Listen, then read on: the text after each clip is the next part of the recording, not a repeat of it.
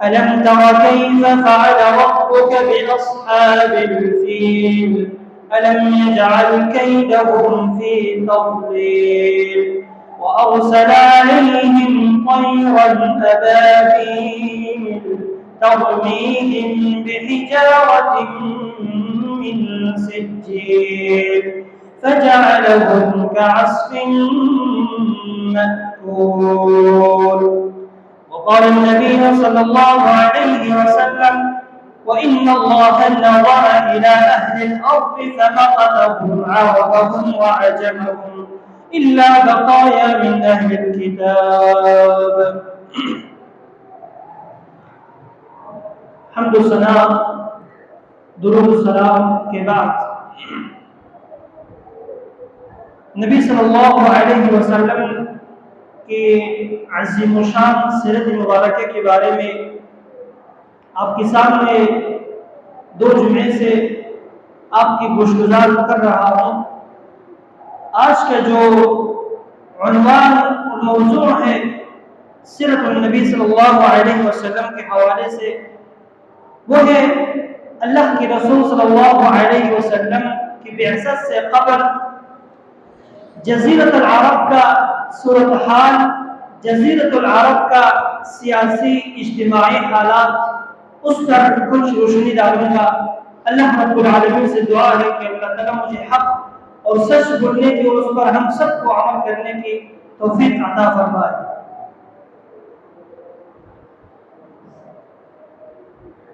چھٹے اور 7ویں قرن میلادی کے اندر معاشرے میں ظلمت، اندھیرا، سیاہی، شرک، کفر و فساد یہ بہت حد سے بڑھ گیا تھا۔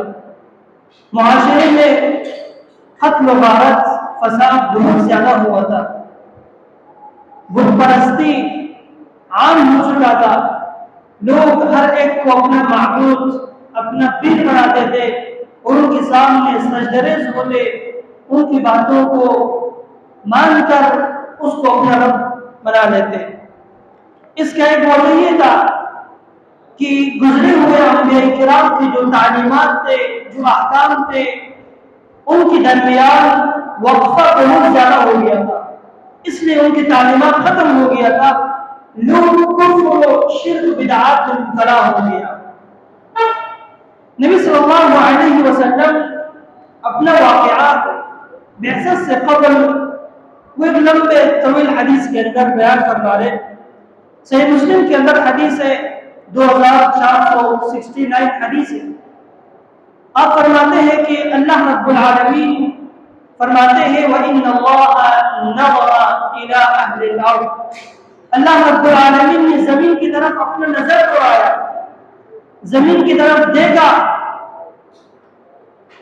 اللہ رب العالمین نے ناپسند کیا، اللہ رب العالمین نے برا سمجھا اہل ارض کو، زمین والوں کو۔ فَمَقَتَهُمْ عَرَبَهُمْ وَعَجَمَهُمْ، عرب عجم کو ناپسند کیا اللہ رب العالمین نے۔ إِلَّا بَقَايَا مِنْ أَهْلِ الْكِتَابِ، مگر اہل کتاب میں سے کچھ لوگ جن کو اللہ رب العالمین نے پسند کیا تھا۔ اس حدیث کی تفسیر میں ہم نہیں جائیں گے، بلکہ جو ہمارا مقصد ہے وہ نبی صلی اللہ علیہ وسلم سے بعثت سے قبل جو صورتحال تھا وہ آپ کے سامنے بیان کریں گے۔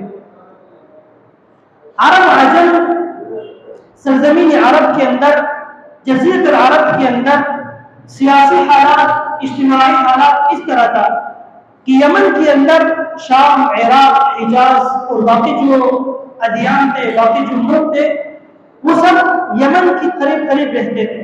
اکثر قبائل یمن کے اندر آباد تھے، اکثر عرب قبائل اس یمن کی سرزمین کے اندر آباد تھے۔ ان قبائل میں سے قبیلہ بنو قحطان کہا جاتا ہے کہ جن کا ذکر اللہ رب العالمین نے سورۃ سبا کے اندر کیا ہے کہ اللہ رب العالمین نے ان پر عظیم قسم کے احسانات کیا تھا، نعمتیں نوازا تھا، باغات کیے تھے، اس باغات کے اندر پھل پھول ہر قسم کے رزق، دنیاوی رزق انہیں مہیا کر دیا تھا۔ لیکن ان قبائل کے اندر ایک قبیلہ بنو امیہ جب یمن کی طرف ہجرت کرنے کے لیے آیا تو یہ قبیلہ بنو قحطان یہاں سے نکل گیا۔ وجہ یہ تھا کہ انہوں نے اللہ رب العالمین کی نعمتوں کا ناشکری کیا، قتل و غارت شروع ہو گیا، فساد عام میں اتر گیا، ایک دوسرے کو قتل کرتے تھے، ایک دوسرے کو اپنا معقول بنا لیتے تھے، اور اللہ رب العالمین نے جو ان کو باغات کی صورت میں نعمتیں دیا تھا ان کا ناشکری کیا۔ ناشکری کرنے کے بعد اللہ رب العالمین نے آسمان سے ایک عظیم قسم کی آفت بھیج دیا۔ اللہ تعالیٰ فرماتے ہیں وَأَرْسَلْنَا عَلَيْهِمْ سَيْلَ الْعَرِمِ وَبَدَّلْنَاهُمْ بِجَنَّتَيْهِمْ جَنَّتَيْنِ۔ اللہ رب العالمین نے آسمان سے ایک خطرناک آفت بھیج دیا جن کی وجہ سے ان کی سارے باغات کو جڑ سے کاٹ دیا، ختم کر دیا۔ وجہ یہ تھا کہ انہوں نے اللہ رب العالمین کی جو نعمت ہے ان کا ناشکری کیا تھا۔ ناشکری کرنے کے بعد، اور یہ اللہ رب العالمین مثال دیتے دنیا کو، جب بھی اللہ نے آپ کو نعمت دیا ہے اس کا قدر نہیں کیا، اس کا شکریہ ادا نہیں کیا، تو دیکھ لینا اللہ رب العالمین پچھلے قوموں میں اس طرح کیا تھا۔ سورۃ کہف کے اندر واقعہ آ جائے گا، تفصیل سے بیان ہوگا کہ انہوں نے اللہ رب العالمین کی نعمتوں کے سامنے تکبر کیا، ان کا شکریہ ادا نہیں کیا، اللہ رب العالمین نے کیسے ان کے اوپر عذاب مسلط کیا۔ اور اسی طرح قوم سبا، سورہ کے اندر لمبا تفصیلی واقعہ ہے جو اللہ رب العالمین نے ذکر کیا ہے۔ وہ وجہ یہ تھا کہ انہوں نے ناشکری کیا تھا، تو اس یمن کے اندر جو قبیلہ تھا وہ قحطان، ان کے اوپر جو عذاب آیا تھا وجہ یہ تھا کہ اللہ رب العالمین کی نعمتوں کا ناشکری کرنے کی وجہ سے۔ نبی صلی اللہ علیہ وسلم کی بعثت سے 2 سال قبل، 2 قرن پہلے یمن کے اندر جو اندرونی صورتحال تھے وہ اندر سے بہت بگڑا ہوا تھا، خراب ہوا تھا۔ کیونکہ وہاں عرب کا جو ایک بڑا بادشاہ امیر تھا جس کا نام احباش تھا، انہوں نے اندر سے ایک آدمی کو مقرر کیا تھا کہ تم نے اس یمن کا صورتحال دیکھنے ہیں، ان کا دیکھ بھال کرنے ہیں، ان کا مالک مقرر کر دیا تھا، اور اس شخص کا نام تھا آغیات۔ یہ کیا کرتے تھے؟ اندر سے لوگوں کو ہر قسم کی تکالیف، پریشانی، مشکلات کا دچار کر دیتے، اور یہ اس احباش نامی بادشاہ کی طرف سے مقرر ہوا تھا۔ کچھ ٹائم بعد اسی یمن کے اندر ابرہہ نامی ایک شخص آ گیا۔ یہ آ گیا یمن کے اندر، جو اغیاب نامی آدمی تھا جس کو احباش نے اس جگہ کا مالک مقرر کیا تھا، امیر مقرر کیا تھا، اس نے اس کو قتل کر دیا۔ قتل کرنے کے بعد احباش کو پتہ چل گیا، اس نے کہا میں اس کے اوپر حملہ کروں گا، اس کو ماروں گا، لیکن ابرہہ چالاک تھے، تیز تھے، اس نے کہا یہ شخص جس کو آپ نے اپنا امیر مقرر کیا تھا اس جگہ میں، یہ کام صحیح سے نہیں کرتا تھا، اس لیے میں آپ کا خدمت گزار ہوں، جو کام آپ کو لیکن میں ہی کروں گا، باقی میں ہی آپ کا نوکر ہوں گا اس جگہ میں، آپ میرے اوپر حملہ نہیں کرنا۔ تو احباش نامی بادشاہ جو ہے حملہ کرنے سے روک گیا، اور پھر ابرہہ نے کیا کیا؟ کہا میں ایسے کارنامہ انجام دوں گا کہ جس کے ذریعے سے احباش نامی بادشاہ خوش ہو جائے۔ تو کئی قسم کے کارنامے اس نے انجام دیا اس ابرہہ نے۔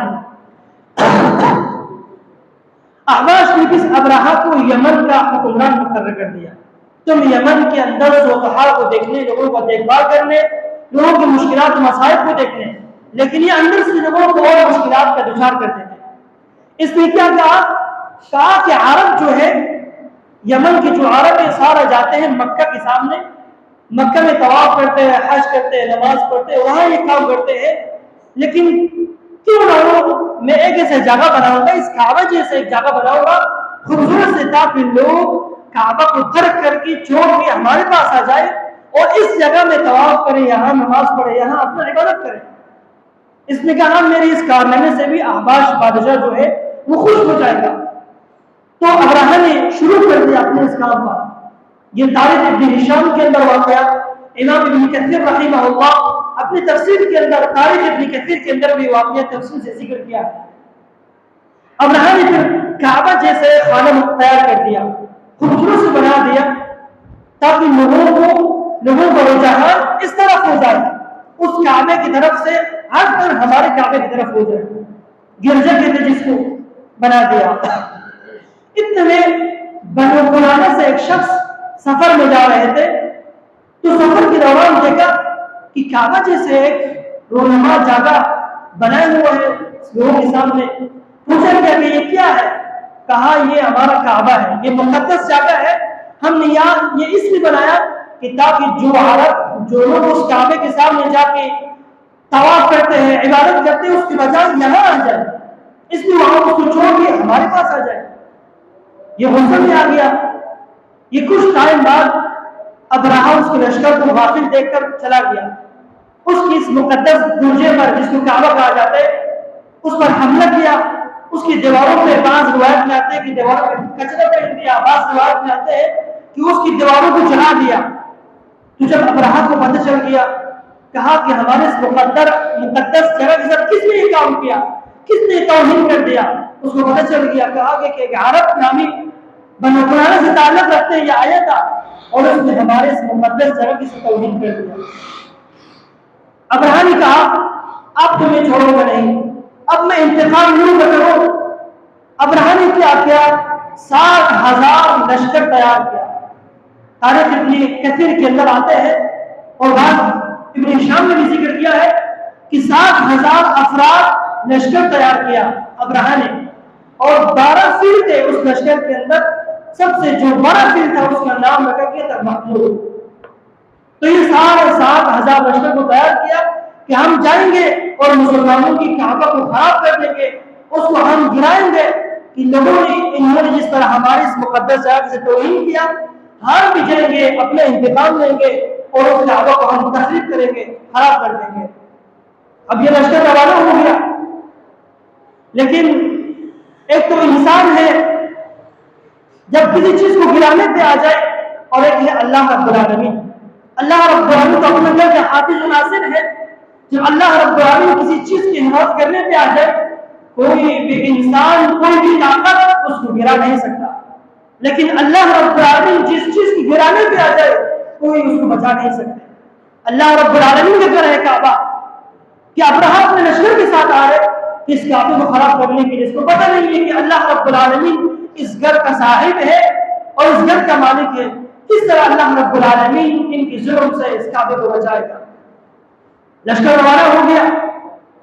ابرہہ راستے میں آتے ہوئے جو قبائل سامنے آتے تھے، عرب قبائل، ان سے 3 وعدہ کرتے تھے: یا تم لوگ ہمارے ساتھ مل جاؤ، کعبہ کے ساتھ لڑائی کرتے اس کو تخریب کر دیں گے، یا نہیں تو ہم تمہارے ساتھ جنگ کریں گے.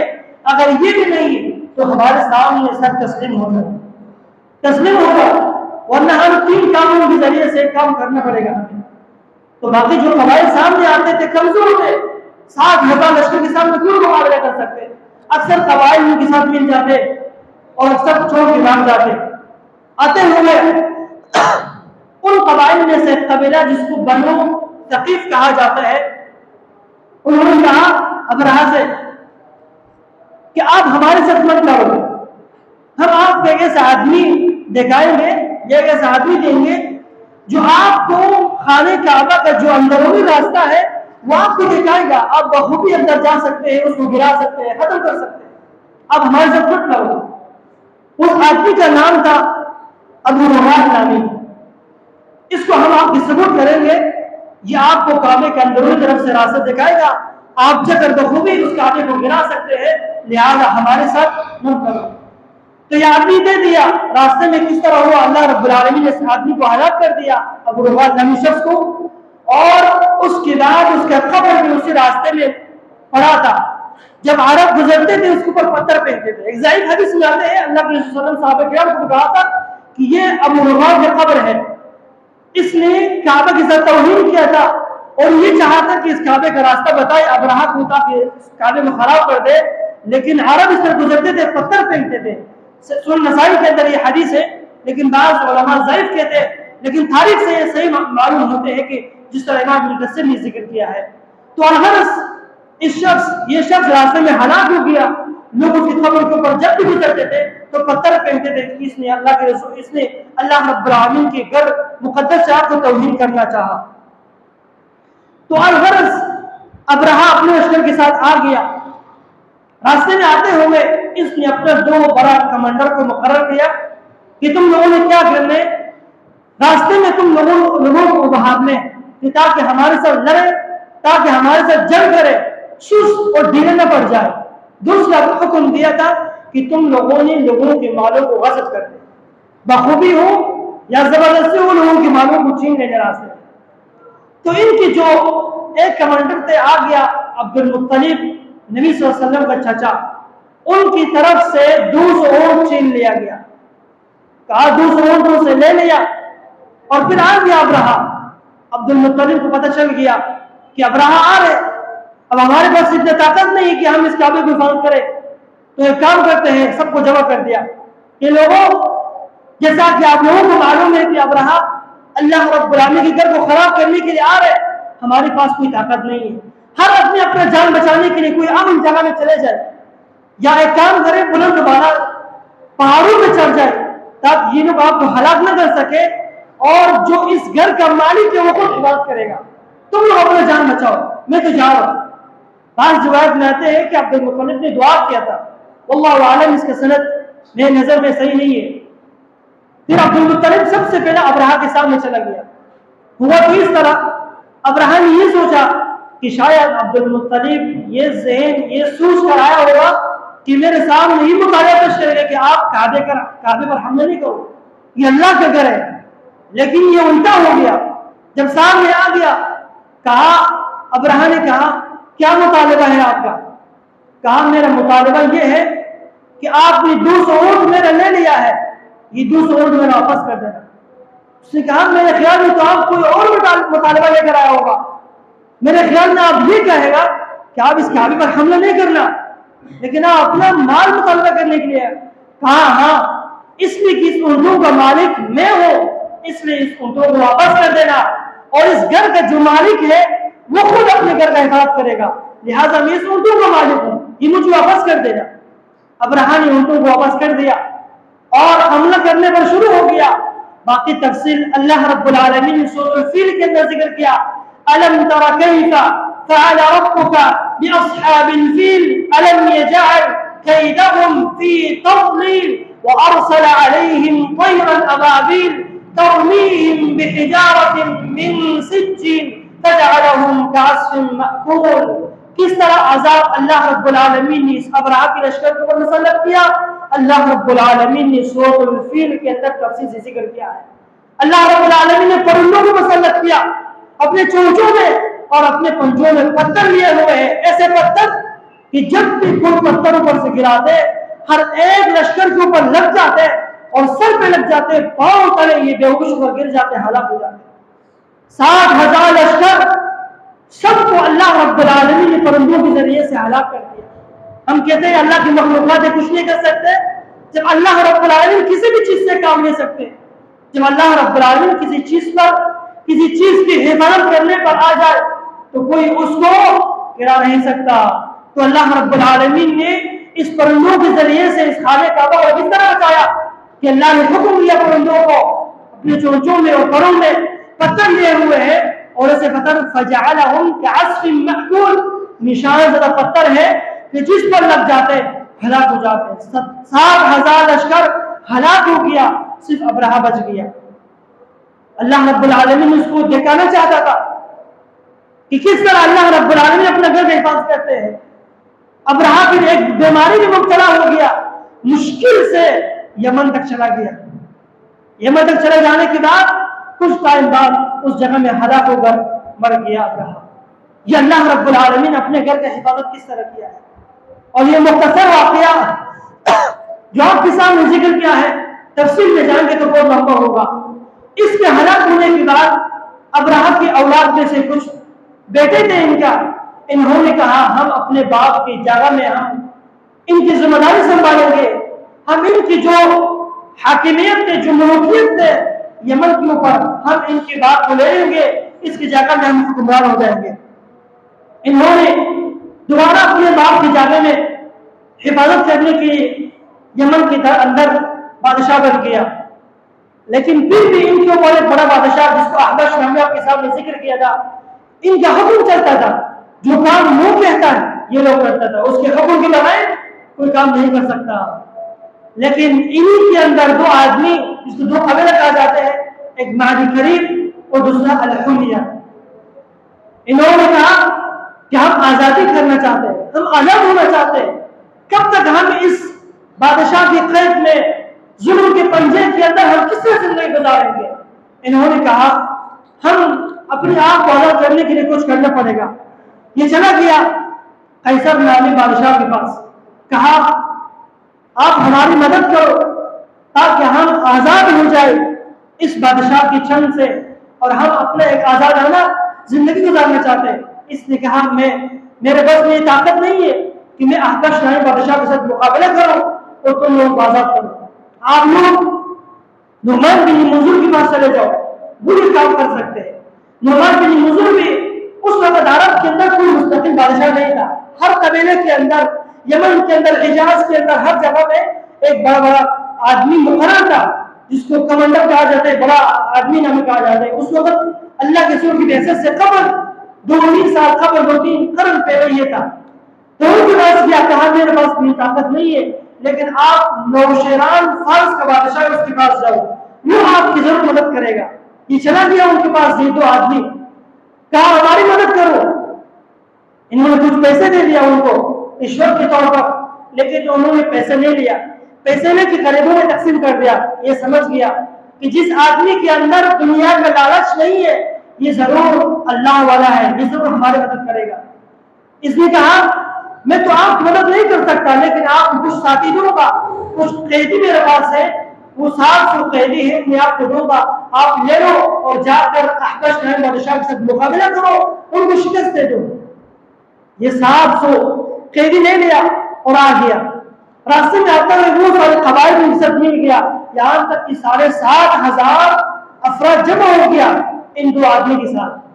آ گیا احبش نامی بادشاہ کے ساتھ مقابلہ کیا، ان کو شکست دے دیا۔ شکست دینے کے بعد کئی لمبا زمانہ انہوں نے اس یمن کے اندر اپنے بادشاہت پر مسلط ہوا اور اچھی زندگی میں گزارتے تھے لمبا زمانہ۔ اس کے بعد یہ وفات ہو گیا۔ وفات ہونے کے بعد فارس کے جو بادشاہ ہے نوشیران، اس نے اپنے دوسرا عالم مقرر کیا بازار نامی شخص۔ اسی کا واقعہ بیان کر کے پھر اپنا موضوع خاتمے پر تقریر کریں گے۔ بازار نامی شخص پہلے ایک مجوسی تھے، ایک کافر تھے، ایک مشرک تھے، یہ اس کو یمن کا بادشاہ مقرر کر دیا، یمن کا حاکم مقرر کر دیا نوشیران نے۔ اس کو جب یمن کا بادشاہ مقرر کر دیا اور پھر اللہ کے رسول صلی اللہ علیہ وسلم کی طرف سے ہر بادشاہ کی طرف خط آتا تھا، کوئی خط یمن کی طرف آتا، کوئی خط فارس کی طرف آتا، کوئی حجاز کی طرف، کوئی شام کی طرف آتا تھا۔ لیکن جب نوشیران کی طرف یہ خط بار بار آتا اللہ کے رسول کی طرف سے، یہ غصہ لیا گیا۔ جب خط پڑھ لیا، اس نے اپنا اس جو نوکر تھا بازار نامی کمانڈر، یہ یمن کا بڑا تھا، اس کے پاس خط بھیج دیا۔ کہا ایک آدمی حجاز کے اندر آیا ہے جس کا نام ہے محمد صلی اللہ علیہ وسلم، یہ ہر وقت اپنے طرف خط بھیجتے ہیں اور زشت الفاظ استعمال کیا، کہا یہ برے الفاظ استعمال کرتے ہیں، لوگوں کو ایک دوسرے سے الگ کرتے ہیں، ماں بہن بھائی کے درمیان تفریقہ ڈالتے ہیں، بیوی اور شوہر کی طرف درمیان تفریقہ ڈالتے ہیں، لہٰذا اس کو پکڑ کر میرے پاس لانا چاہیے۔ اس نے اپنا اس نوکر کو حکم دیا۔ بازار نے کہا اپنے 2 ساتھی کو بھیج دیا کہ جا محمد صلی اللہ علیہ وسلم کو پکڑ کے لے کر آنا میرے پاس۔ یہ 2 ساتھی بھیج دیا، حجاز میں آ گیا، طائف میں آ گیا، تلاش کیا کہ محمد نامی شخص کہاں پر ہے۔ تلاش کرتے کرتے اللہ کے رسول کے پاس آ گیا، کہا آپ کو بازار نامی بادشاہ کو بلا رہے، ہم آپ کو لینے کے لیے آئے۔ کہا جاؤ کل دوبارہ آ جاؤ، کل میں آپ سے چلوں گا۔ اللہ کے رسول نے اس لیے کہا کہ تاکہ کل تک مجھ تک کوئی خبر آ جائے گا اللہ رب العالمین کی طرف سے۔ جب کل ہوگا دوبارہ آ گیا وہ، کہا ہمارے ساتھ چلو۔ کہا آپ کس کی طرف سے آئے؟ کہا کسرا کی طرف سے، جو بادشاہ کا جو حاکم ہے، بادشاہ ہے، جو ایران کے بادشاہ ہے، کسرا نام اس کا لقب ہے۔ کہا کسرا کی طرف سے۔ کہا آج رات کسرا کو اس کا بیٹا نے قتل کر دیا ہے۔ اس نے کہا ہم آپ کو پاگل کہتے ہیں، آپ واقعی پاگل ہے، آپ کس باتوں سے لڑے تو آ رہے کہ آپ کیسے باتیں کر رہے ہیں؟ ایسے باتیں تو کسی کو معلوم نہیں ہوتے جو آپ کہہ رہے ہیں۔ کہا ہاں جاؤ تم تحقیق کرو پھر آ جاؤ۔